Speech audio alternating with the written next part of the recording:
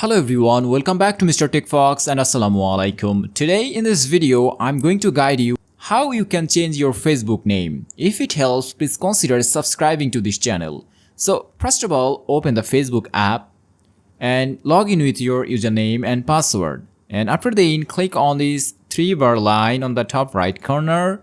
And from here, normally choose Settings and Privacy. Then choose Settings.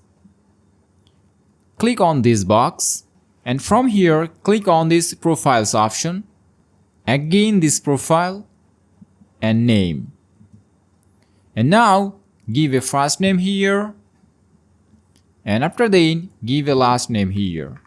So I'm keeping the first name as same and changing the last name, and click on this review change button, and after then preview your name and click on this Save Changes option. And that's it. You have successfully changed your Facebook name. But you have to remember that you can only change your name in every 60 days. So that's all about today's video. Now you know how to change your name on Facebook. Thanks for watching. Allah Hafiz.